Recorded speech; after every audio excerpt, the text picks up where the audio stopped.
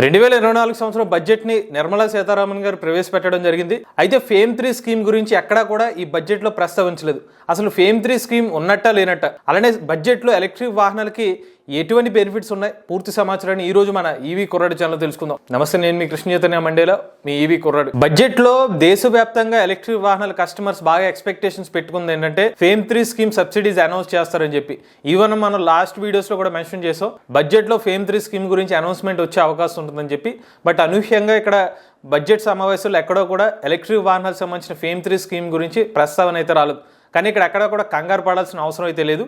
ఎందుకంటే కొన్ని రోజుల క్రితం minister of heavy industries HD Kumaraswamy గారు ఒక ప్రెస్ మీట్లో ఏమని చెప్పారంటే, ఫేమ్ 3 స్కీమ్ సంబంధించిన బడ్జెట్ గురించి మనం సెపరేట్గా అనౌన్స్ చేస్తాము, అది బడ్జెట్ సమావేశాల్లో ఉండదని చెప్పి అయితే ఒక మెన్షన్ చేయడం జరిగింది. కాకపోతే అప్పట్లో ఆ న్యూస్ అంత క్లారిటీగా లేదు కాబట్టి మనకు ఆ సమాచారం ఉన్న కూడా మన వీడియోస్లో ఎక్కడో మెన్షన్ చేయలేదు. ఈవెన్ మన ఈ బడ్జెట్ సమావేశాల కోసం వెయిట్ చేసాం, అసలు ఏమైనా కొత్త అప్డేట్ వస్తుందేమని చెప్పి. బట్ ఇక్కడ మనకు బడ్జెట్ సమావేశాలు బడ్జెట్ ప్రవేశపెట్టారు కానీ ఎక్కడో కూడా ఫేమ్ 3 స్కీమ్ సంబంధించిన ప్రస్తావన అయితే రాలేదు. సో దీన్ని బట్టి మనం హెచ్డి కుమారస్వామి గారు ఏదైతే చెప్పారో ఆయన చెప్పినట్టుగానే ఫేమ్ 3 సంబంధించిన బడ్జెట్ గురించి తర్వాత ప్రకటించే అవకాశం అయితే కనిపిస్తుంది. అలానే ఆయన చెప్పిన మాటలు ఏంటంటే, ఇప్పటికీ 7 మినిస్ట్రీస్ సంబంధించిన అప్రూవల్ తీసుకున్నారంట. ఆ 7 మినిస్ట్రీస్ కూడా పాజిటివ్ గానే ఉన్నట్టుగా చెప్తున్నారు. ఫేమ్ 3 గురించి అప్రూవల్ కోసం ఫైనాన్షియల్ సంబంధించిన డీటెయిల్స్ గురించి అప్రూవల్ వెయిట్ చేస్తున్నారని చెప్తున్నారు. అంటే ఈ పర్టికులర్ ఫేమ్ 3కి ఎంత బడ్జెట్ కేటాయించవచ్చు, దానికి సంబంధించిన డీటెయిల్స్ కోసం ఇంకా అప్రూవల్ వెయిటింగ్లో ఉంది.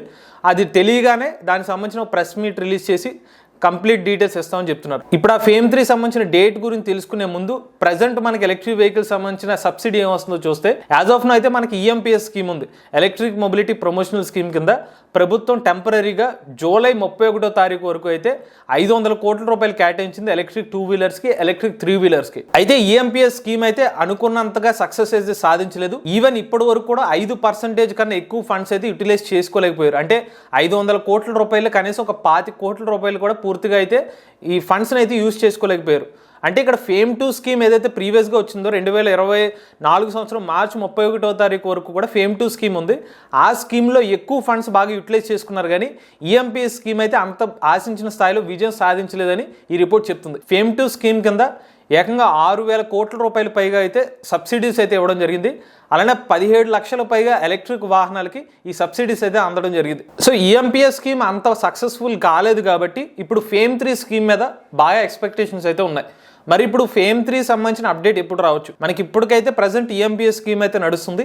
ఈ స్కీమ్ వచ్చి జూలై 31వ తారీఖున అయితే ముగియబోతుంది. అంటే మనకి ఈ వారంలోనే అప్డేట్ అయితే రావాలి. వాస్తవానికి మరి ఈ వారంలో అప్డేట్ వస్తుందా లేదనేది ఇంకా క్లారిటీ అయితే లేదు. రెండో ఆప్షన్ ఏంటంటే, ఇన్ కేస్ ఫేమ్ 3 సంబంధించిన అప్డేట్ రానప్పటికీ కూడా ఈఎంపీఎస్ స్కీమ్ను పొడిగించే అవకాశం ఉంటుంది. ఇంకా ఫండ్స్ యూటిలైజ్ చేయలేదు కాబట్టి 450 కోట్ల రూపాయల పైగా మనకి సబ్సిడీ ఇంకా ఉంది కాబట్టి ఆ అమౌంట్ని ఇంకా ఈఎంపీఎస్ స్కీమ్ కింద దాన్ని ఎక్స్టెండ్ చేసే అవకాశాలు ఉన్నాయి కాబట్టి అలా పొడిగించే అవకాశం ఉంది.